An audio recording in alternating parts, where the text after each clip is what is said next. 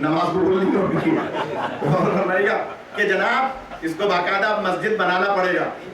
انشاءاللہ مولا اسباب مہیا کریں گے, جامع مسجد بنے گی عالیشان, نقشہ تو میں نے دیکھ لیا ہے انشاءاللہ.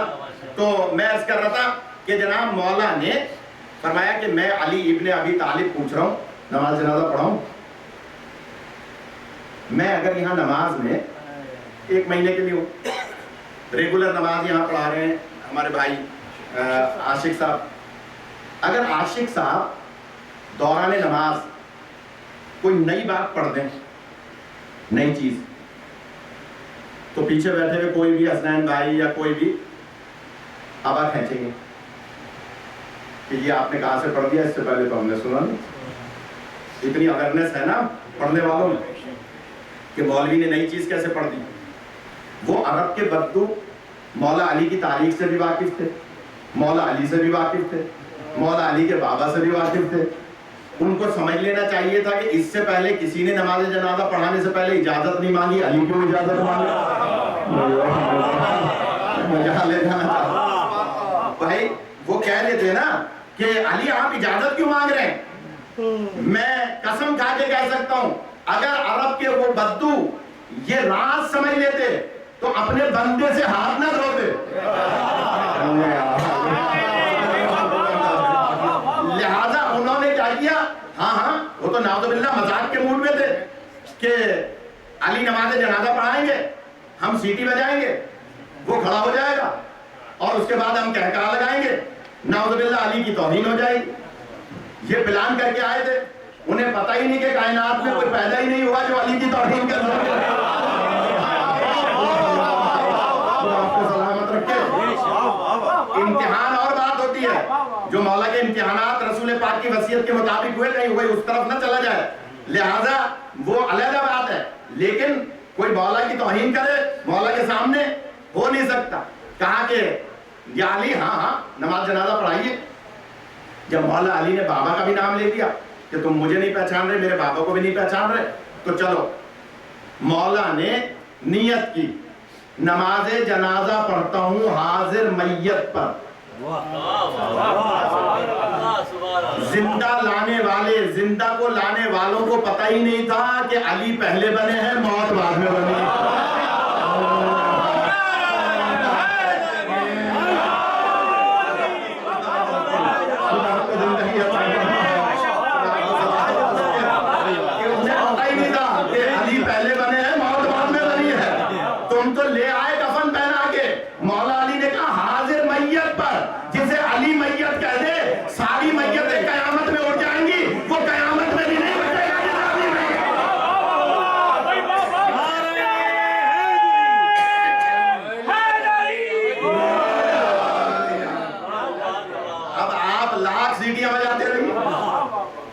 لاکھ سیٹیاں بجاتے رہیے, اس لیے کہ علی پہلے بنے ہیں, موت بعد میں بنی.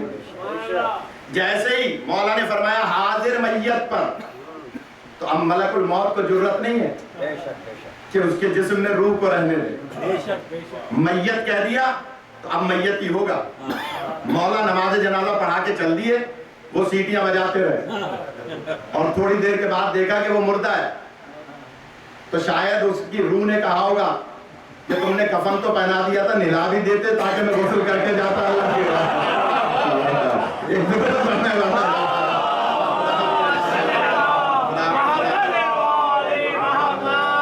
موت پہلے بنی ہے, موت اور حیات بعد میں بنی ہے. یہ 14 پہلے بنے ہیں. 70 ایسے واقعات مجھے یاد ہیں. اگر آپ کہیں گے تو کل سے صرف وہی سناؤں گا کہ جس میں مولا نے کس انداز سے زندگی بھی دی ہے اور کس انداز سے زندہ کو موت بھی دی ہے. اس لیے کہ موت اور حیات بعد میں بنے, 14 معصومین پہلے بنے. ایک درود پڑھنے محمد.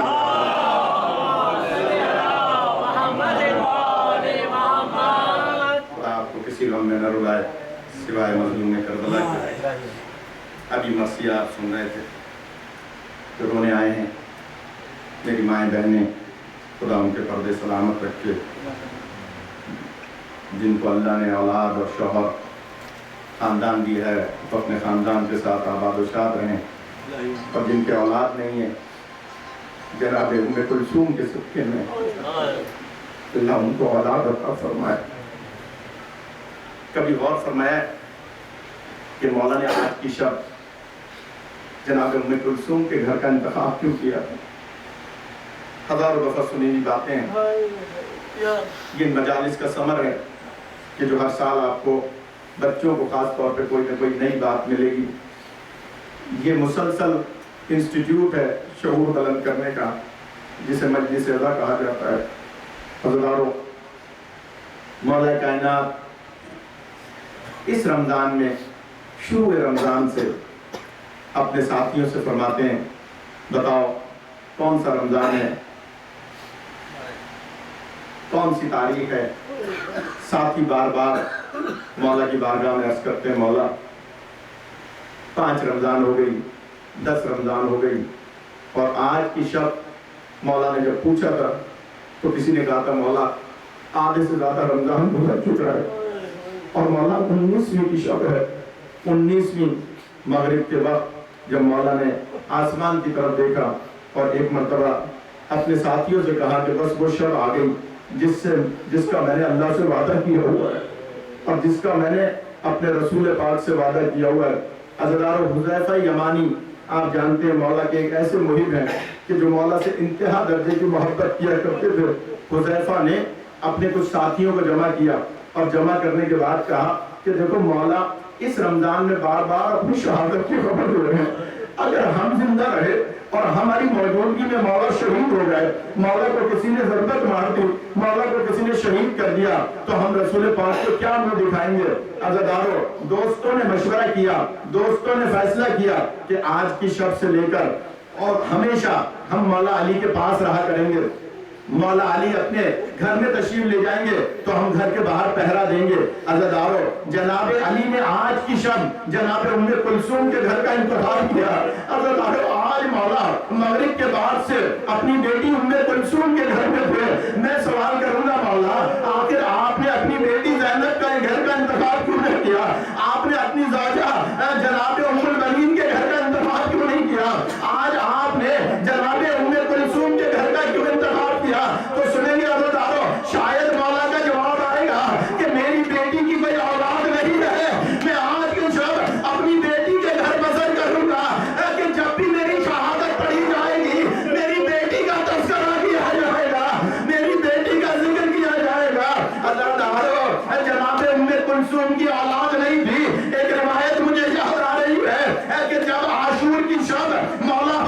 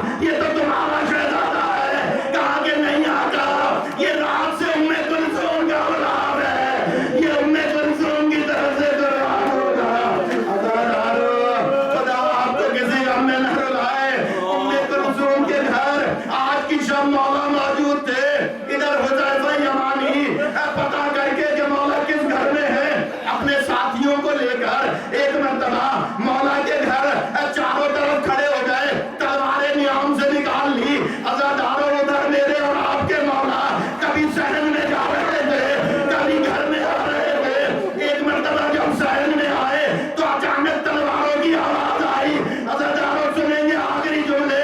एक मर्तबा मौला घर से बाहर निकले, कहा कौन है मेरी बेटी के घर के बाहर जो तलवारें निकाले हुए, हुज़ैफा गर्दन झुकाए हुए, मौला हम आपके गुलाम हैं, आपको अकेला न छोड़ेंगे। फरमाते हुज़ैफा मैं अपने हक का वास्ता देता हूँ, तुम अपने अपने घरों को चले जाओ। अज़ादारों हुज़ैफा घर आए, हुज़ैफा की ज़ौजा तलवार लिए खड़ी थी, तुम मेरे मौला को छोड़ा है, मैं अपने मौला की हिफाजत करेंगे। हुज़ैफा कहते हैं ये मौला की मुहिब्बा मेरे आका ने मना किया है।